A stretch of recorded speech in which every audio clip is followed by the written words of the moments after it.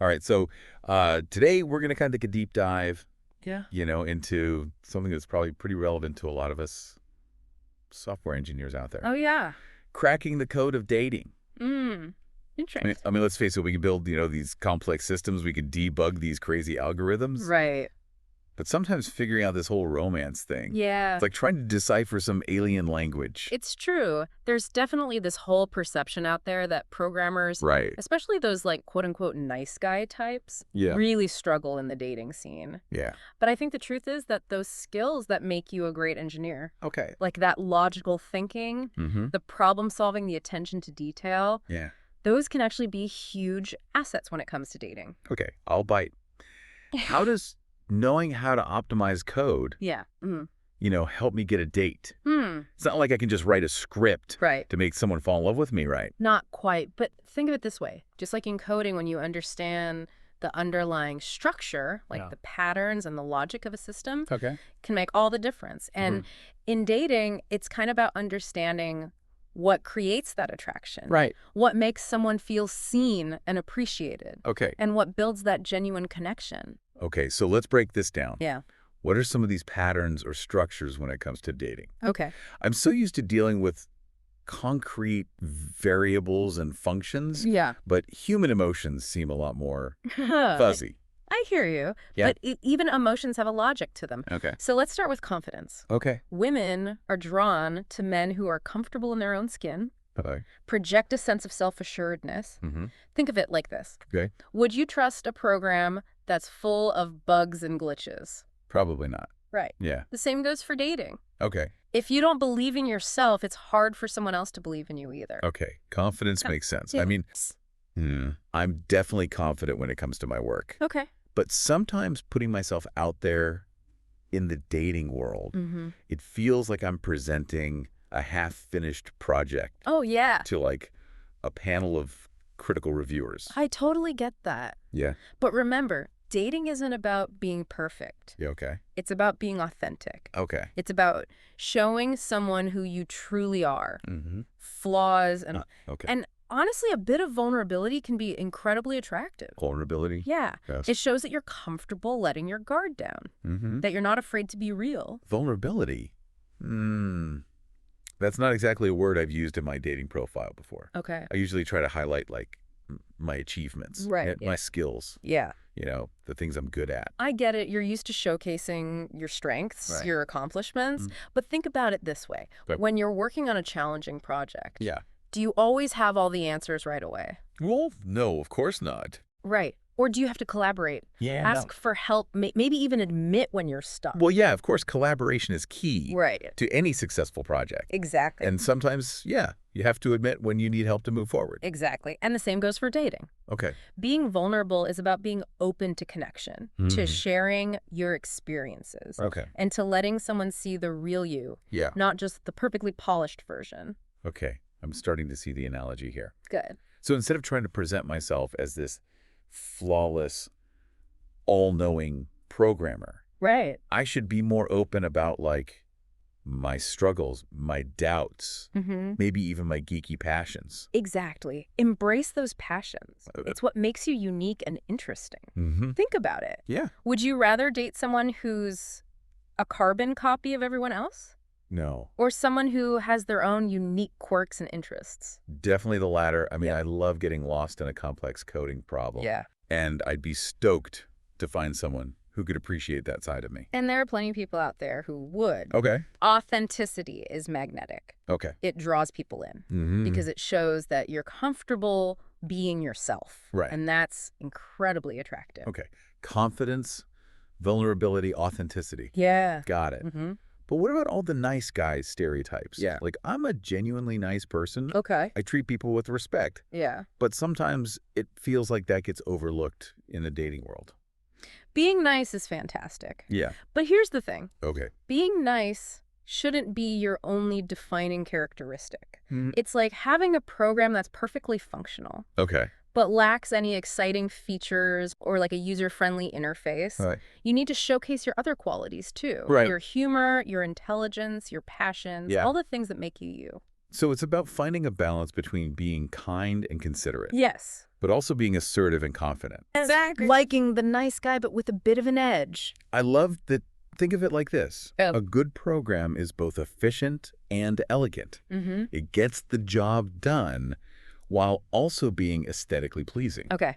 I'm liking this analogy. Good. So instead of just being the nice guy who's always there to help, Yeah. I need to be the nice guy who's also interesting, engaging, Right. and maybe even a little bit mysterious. Exactly. Mystery creates intrigue. Okay. It makes people want to learn more about you. Mm-hmm. It's like leaving a little bit of code unexplained, Okay.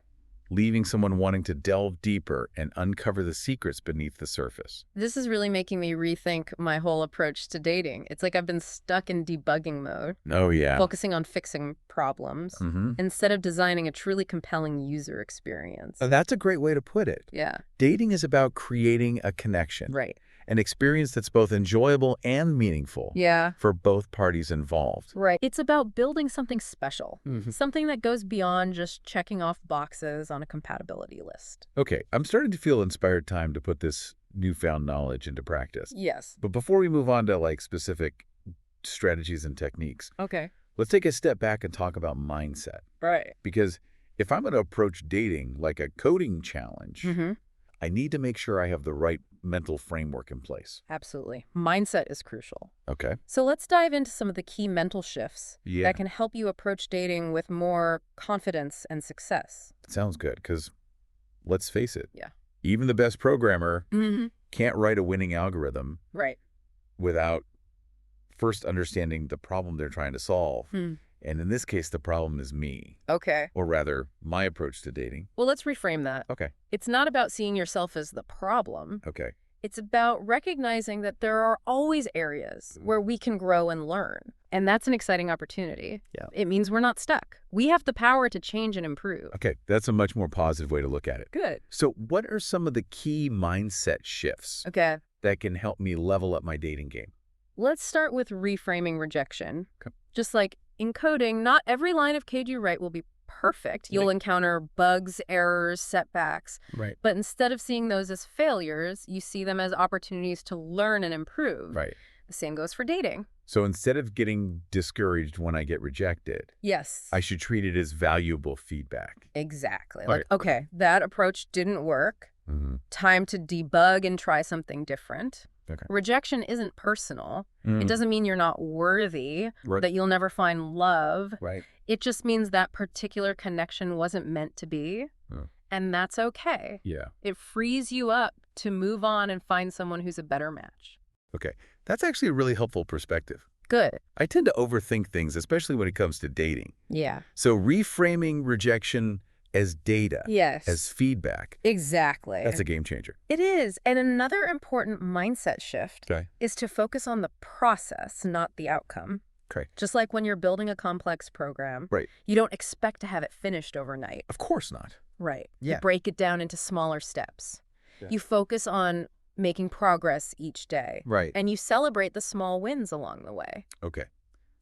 I can definitely relate to that. Yeah. When I'm working on a big project, Right. it's all about setting milestones, tracking progress, Mm, and enjoying the journey, not just the final product. exactly. And the same goes for dating. Okay. Instead of getting caught up in the pressure of finding the one, Yeah. focus on enjoying the journey. Right. Connections you make, Okay. the experiences you share, Yeah. and the things you learn about yourself along the way. This is really making me think differently about dating. Good. It's like instead of seeing it as this high-stakes, all-or-nothing endeavor, Right. it's more like an exciting adventure, a journey of exploration and self-discovery. That's a great way to think about it. Yeah. And who knows, along the way, Yeah, you might even discover hidden talents or passions you never even knew you had. absolutely. I mean, who knows? Maybe I'll discover I'm like a master chef Right. or a rock climbing prodigy. Yeah. Or maybe I'll just learn to make a killer cup of coffee. Exactly. Either way, it's about embracing the journey and being open to new experiences. Absolutely. Dating can be a fantastic way to step outside of your comfort zone, Okay. try new things, Mm-hmm. and expand your horizons. Yeah. And who knows, you might even surprise yourself with what you discover along the way. All right. I'm feeling pumped. Awesome. I'm ready to tackle this dating challenge Good. with a fresh perspective and a growth mindset. That's great. But before we move on to specific strategies, Yeah. I'm curious to hear your thoughts on what women actually expect from guys, Yeah. especially those of us in the tech world. Okay. Because let's face it, Yeah. we can be a bit clueless sometimes when it comes to reading social cues.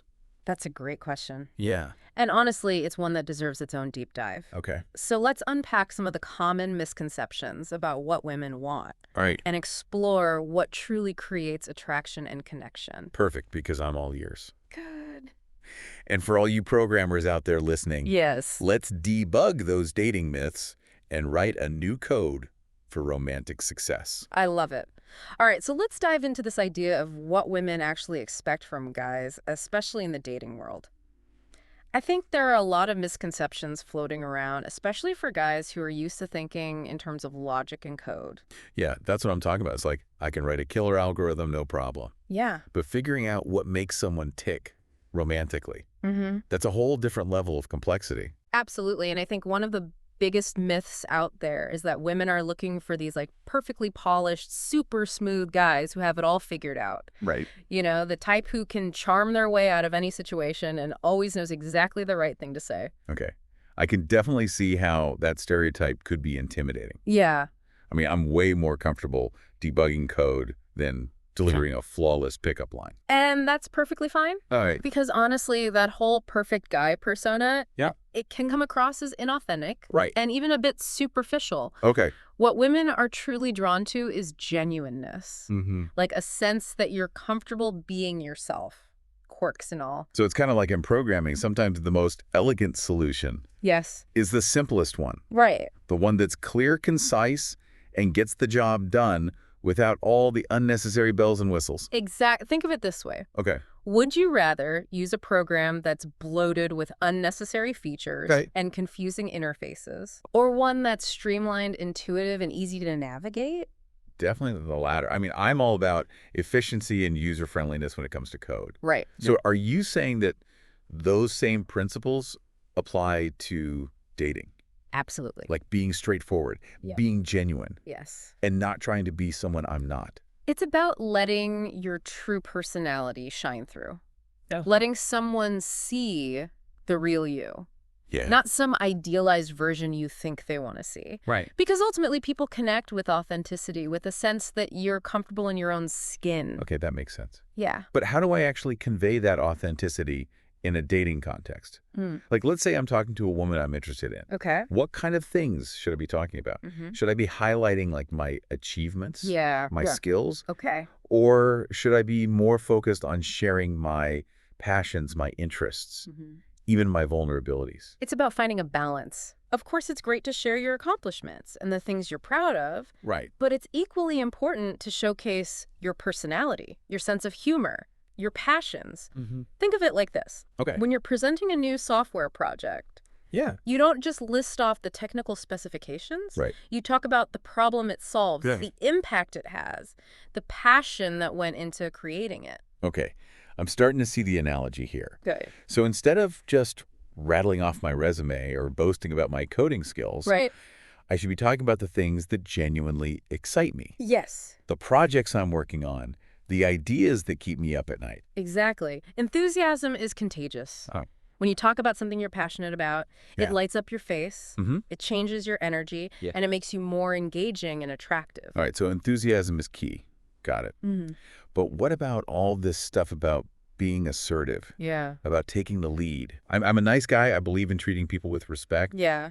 but sometimes I worry about coming across as too pushy or aggressive. Being assertive doesn't mean being aggressive. It's about knowing what you want and being confident in expressing it. Okay. Think of it like this. Yeah. When you're leading a project, Right. you have a clear vision, Okay. you set goals, Yeah. and you take initiative to make things happen. Okay, that makes sense. Yeah. So it's not about being a jerk Right. or dominating the conversation. Yeah. It's about having a sense of direction and purpose, Exactly. about being clear about my intentions and what I'm looking for. And that can be incredibly attractive to women. Okay. It shows that you're not afraid to take charge, Right. that you have a plan, Yeah. and that you're not just going to sit back and wait for things to happen. Okay, I like that. Yeah. There's about finding that sweet spot between being respectful And considerate, Yes. but also being confident and assertive. Absolutely. It's about being the best version of yourself. Okay. The version that's both kind and strong, both thoughtful and decisive. All right. I'm starting to feel more confident already. Good. But what about all those dating rules you hear about? Okay. Like, should I wait 3 days to call? Right. Should I always pay for the first date? Mm-hmm. Should I avoid talking about certain topics? Yeah. It all feels so confusing and arbitrary. You know, I think those rules are outdated Okay. and often counterproductive. Yeah. It's more about being genuine, being present, Right. and treating each date as a unique experience. Okay. Don't overthink it. Yeah. Just be yourself and let the conversation flow naturally. Okay, that's a relief to hear. Yeah. Because I'm not great at following rigid scripts. Right. I'd rather improvise and let things unfold organically. Okay. But what about all this talk about chemistry and sparks?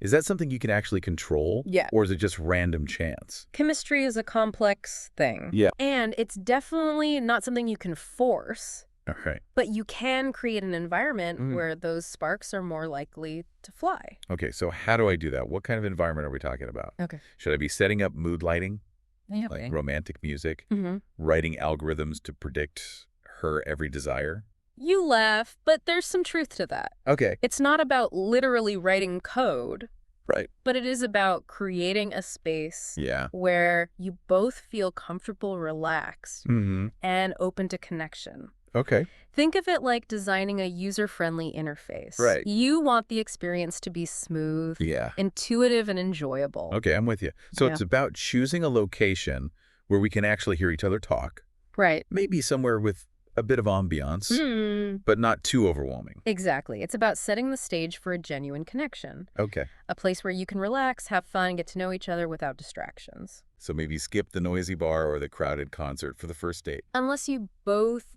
share a love for loud music, Right. it really depends on your personalities Yeah. and what you both enjoy. Okay. The key is to find a place where you can actually connect, have a conversation, and feel comfortable being yourselves. Okay. That makes sense. Yeah. It's like choosing the right programming language for a project. Yes. You want one that's suited to the task at hand Right. and that allows you to express your ideas clearly and effectively. Exactly. And just like in programming, sometimes you have to experiment with different approaches Right. to find what works best. Okay. There's no one-size-fits-all solution when it comes to dating. Okay. I'm ready to embrace the experimentation phase. Good. But before we move on to specific strategies and techniques, Mm-hmm. I want to circle back to something you said earlier about vulnerability, Okay. because that's something I struggle with, Yeah. both in my personal life and in my work. I tend to put up walls to protect myself from rejection or criticism. Mm-hmm. How do I overcome that fear and allow myself to be more vulnerable in a dating context?